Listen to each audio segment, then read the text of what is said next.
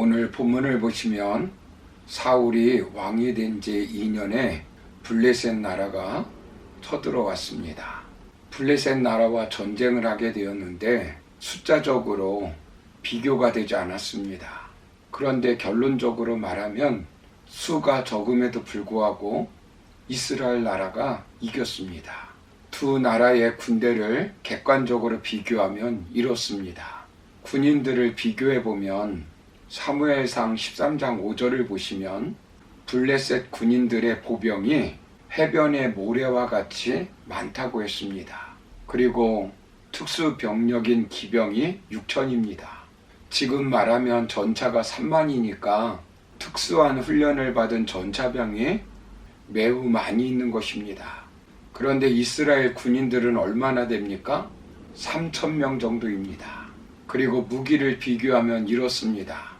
블레셋 군대는 전차가 3만입니다. 마병이 6천입니다. 그런데 이스라엘 무기는 얼마나 됩니까?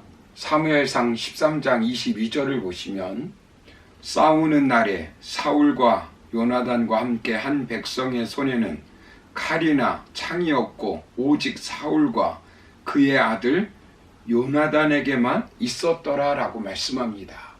왜 이렇게 무기를 만들지 못했을까요? 경제력과 과학기술이 부족해서일까요? 19절을 보시면 그때에 이스라엘 온 땅에 철공이 없었으니 이는 블레셋 사람들이 말하기를 히브리 사람이 칼이나 창을 만들까 두렵다 하였음이라 라고 말씀합니다. 당시 철기시대였는데 패권국인 블레셋이 신무기를 만들지 못하게 했습니다. 그러자 과학이 발전하지 못하고 기술자가 없는 것입니다. 전력도 부족하고 무기 체계도 부족하고 모든 면에서 비교가 되지 않으면 전술이라도 좋아야 할 텐데 전술은 어떻습니까? 블레셋의 전술을 보십시오. 17절, 18절을 보시면 노략군들이 세 대로 블레셋 사람들의 진영에서 나와서 한 대는 오브라 길을 따라서 수알 땅에 이르렀고 한 대는 벳 호른 길로 향하였고 한 대는 광야 쪽으로 스보임 골짜기가 내려다 보이는 지역길로 향하였더라 라고 말씀합니다. 뛰어난 전술을 펼치는 것입니다. 그런데 이스라엘의 전술은 무엇입니까? 사무엘상 13장 3절을 보시면 요나단이 블레셋 나라의 수비대를 쳤습니다. 아무런 대책 없이 선제 공격을 한 것입니다. 그래서 어떻게 되었습니까? 9절을 보니까 다급하니까 왕은 사무엘을 기다리지 못하고 월권을 행하여 사무엘이 드려야 할 제사를 자신이 드립니다. 권력을 남용하는 것입니다. 그러나 남은 백성은 얼마나 됩니까? 15절 하반부를 보시면 남은 백성이 600명입니다. 객관적으로 비교하면 이 전쟁은 백전백패할 수밖에 없는 전쟁입니다. 그런데 우리가 알다시피 이 전쟁을 이스라엘이 이겼습니다. 그 비결이 무엇일까요?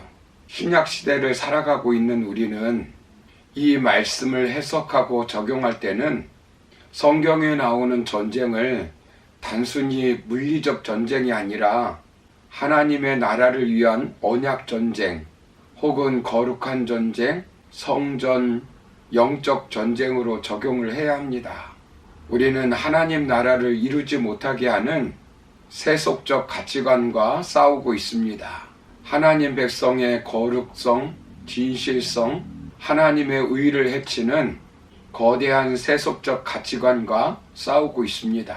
다원주의, 과학주의, 인본주의, 유물주의 등 거대한 물결 앞에서 우리는 수적 열쇠를 가지고 싸우고 있습니다. 그렇다면 우리가 수적 열쇠를 가지고 싸우는 언약 전쟁, 영적 전쟁에서 승리할 수 있는 비결은 무엇일까요? 먼저는 전쟁은 인간과 상황이 아니라 하나님께 있음을 믿고 승리해야 합니다. 언약 전쟁의 실제적인 책임을 맡고 있는 사울 왕은 어떻게 합니까? 무엇이 잘못되었습니까? 사무엘상 13장 9절을 보시면 사울이 이르되 번제와 화목 제물을 이리로 가져오라 하여 번제를 드렸더니라고 말씀합니다. 제사장만이 드려야 할 제사를 왕이 드린 것입니다. 하나님을 정확히 모르고 있는 것입니다. 하나님을 수단화시키고 도구화시키고 있는 것입니다. 왕으로서의 신분을 망각하고 번제와 화목제를 드리고 있는 것입니다. 하나님의 은혜를 구한다고 제사장 사무엘이 해야 할 일을 월권에서 하는 것입니다. 예배가 목적이 아니라 수단화 도구화 시켜버립니다. 왜 그렇습니까? 사무엘이 오지 않으니까 백성들이 흩어지고 있는 것입니다. 하나님을 보지 못하고 사람을 보고 상황만 보고 있는 것입니다. 인간의 시각에 머물러 있는 것입니다. 사무엘상 14장 2절을 보시면 사울이 기브와 변돌이 미그론에 있는 석류나무 아래에 머물렀고 함께한 백성은 600명 가량이며 라고 말씀합니다. 사울은 도망자 신세가 되었습니다. 하나님을 믿는다고 하는 언약의 백성들은 어떻게 하고 있습니까? 13장 6절을 보시면 상황을 보니까 전의를 상실하고 다 도망가 버렸습니다. 바위 틈에 숨었습니다. 모든 백성이 떨었습니다. 심지어는 우물로 숨었습니다. 그런데 요나단은 이 전쟁은 누구에게 있다고 말합니까? 본문 6절을 보시면 요나단이 자기의 무기를 든 소년에게 이르되 우리가 이 할례 받지 않은 자에게로 건너가자. 여호와께서 우리를 위하여 일하실까 하노라. 여호와의 구원은 사람이 많고 적음에 달리지 아니하였느니라 라고 말씀합니다. 승리의 비결은 사람의 숫자에 있는 것이 아니라 하나님께 달려 있다는 것입니다.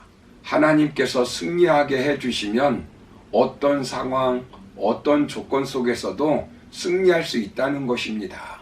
그래서 주어진 상황을 인간의 시각이 아니라 하나님의 시각으로 보아야 한다는 것입니다. 언약 전쟁을 수행함에 있어서 사람의 숫자는 그리 중요한 것이 아닙니다. 미디안과 싸우는 기드온의 전쟁을 생각해 보십시오. 미디안 군인 13만 5천 명을 300명의 용사로 이겼습니다. 히스기야가 이사야와 함께 사내립 군대 18만 5천 명을 하룻밤에 물리치게 했습니다. 언약 전쟁은 우리 홀로 싸우는 것이 아닙니다. 하나님이 함께 하십니다. 사랑하는 성도 여러분, 바람 앞에 촛불처럼 위급한 상황에 있다 할지라도 동서남북이 다 막혀있는 사면초가의 상황에서도 우리의 시각을 하나님께 돌리면 새로운 길이 열리는 것입니다. 하나님을 배제하고 인간적인 관점으로만 바라보면 초월적 세계는 알 수도 체험할 수도 없습니다. 역사의 주관자는 하나님이십니다. 우리의 생사 화복을 주관하시는 분은 하나님이십니다. 전쟁은 하나님의 손에 있는 것입니다. 그래서 우리는 하나님의 시각으로 봐야 합니다. 골리앗 앞에 있는 다윗을 보십시오. 모든 사람들이 절망하고 두려워하고 있을 때 하나님의 시각으로 전쟁을 본 것입니다. 사무엘상 17장 45절을 보시면 다윗이 블레셋 사람에게 이르되 너는 칼과 창과 단창으로 내게 나아오거니와 나는 만군의 여호와의 이름 곧 네가 모욕하는 이스라엘 군대의 하나님의 이름으로 내게 나아가노라 라고 말씀합니다. 우리 인생의 승리는 숫자에 있는 것이 아닙니다. 우리의 행복과 형통도 수에 있는 것이 아닙니다. 그러므로 전쟁은 사람 수에 있는 것이 아니라 하나님의 손에 있음을 믿고 영적 전쟁에서 승리하는 저와 여러분의 삶이 되기를 주님의 이름으로 축원합니다. 감사합니다.